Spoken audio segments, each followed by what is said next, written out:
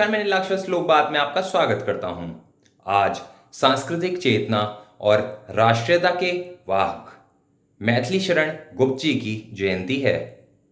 आइए जानते हैं राष्ट्र कवि मैथिली शरण गुप्त जी के बारे में। हिंदी साहित्य में गद्य को चरम तक पहुंचाने में जहां प्रेमचंद जी का विशेष योगदान माना जाता है, वहीं पद और कविता में राष्ट्र कवि मैथिली शरण गुप्त को सबसे आगे माना जाता है।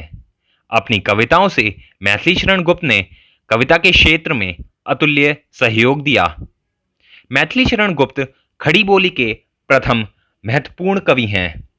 श्री पंडित महावीर प्रसाद द्विवेदी जी की प्रेरणा से गुप्त ने खड़ी बोली को अपनी रचनाओं का माध्यम बनाया और अपनी कविता के द्वारा खड़ी बोली को एक काव्य भाषा के रूप में निर्मित करने के अथक प्रयास किए। मैथिली शरण गुप्त जी का जन्म 3 अगस्त सन 1886 को चिरगांव, झांसी, उत्तर प्रदेश में हुआ था। मैथिली शरण गुप्त अपने पिता सेठ रामचरण कनकने और माता कौशल्याबाई की तीसरी संतान थे। माता और पिता दोनों ही परम वैष्णव थे। गुप्त जी की प्रारंभिक शिक्षा घर पर ही हुई और उन्होंने संस्कृत, बंगला, मराठी और हिंदी घर पर ही सीखी थी। 12 वर्ष की उम्र में ही उन्होंने कविता रचना शुरू कर दी थी। ब्रजभाषा में अपनी रचनाओं को लिखने की उनकी कला ने उन्हें बहुत जल्दी प्रसिद्ध बना दिया। प्राचीन और आधुनिक समाज को ध्यान में रखकर उन्होंने कई रचनाएं लिखी। मैथिली शरण गुप्त जी स्वभाव से ही लोक संग्रही कवि थे और अपने युग की समस्याओं के प्रति विशेष रूप से संवेदनशील रहे। उन्होंने अपनी कविताओं के माध्यम से जन जागरण फैलाने का काम किया। महात्मा गांधी के भारतीय राजनीतिक जीवन में आने से पूर्व ही गुप्त जी का युवा मन गरम दल और तत्कालीन क्रांतिकारी विचारधारा से प्रभावित हो चुका था। लेकिन बाद में महात्मा गांधी, राजेंद्र प्रसाद, जवाहरलाल नेहरू और विनोबा भावे के संपर्क में आने के कारण वह गांधीवाद और व्यवहारिक पक्ष और सुधारवादी आंदोलन के समर्थक बने।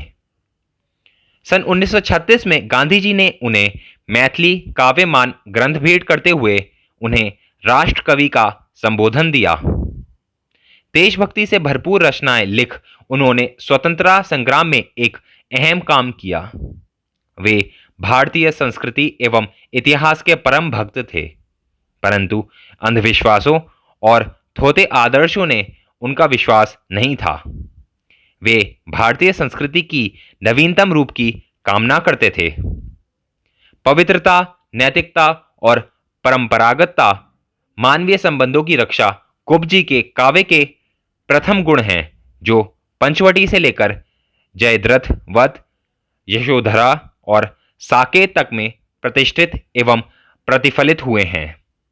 साकेत उनकी रचना का सर्वोच्च शिखर है, लेकिन भारत भारती मैथिली शरण की सबसे प्रसिद्ध रचना मानी जाती है। इस रचना में उन्होंने स्वदेश प्रेम को दर्शाते हुए वर्तमान और भावी दुर्दशा से उबरने के लिए समाधान खोजने का एक सफल प्रयोग किया है। भारतवर्ष के संक्षिप्त दर्शन की काव्यात्मक प्रस्तुति भारत भारती निश्चित रूप से किसी शोध कार्य से कम नहीं है। साकेत, जय भारत, यशोधरा, गुरुकुल, काबा करबला आदि उनकी प्रमुख रचनाएं हैं। कला और साहित्य के क्षेत्र में विशेष सहयोग देने वाले मैथिली शरण गुप्त को 1952 में राज्यसभा सदस्यता दी गई और 1954 में उन्हें पद्म भूषण से नवाजा गया।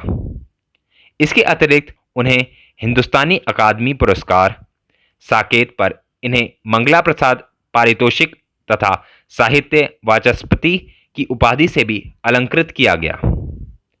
काशी विश्वविद्यालय ने उन्हें डीलिट की उपाधि प्रदान करी।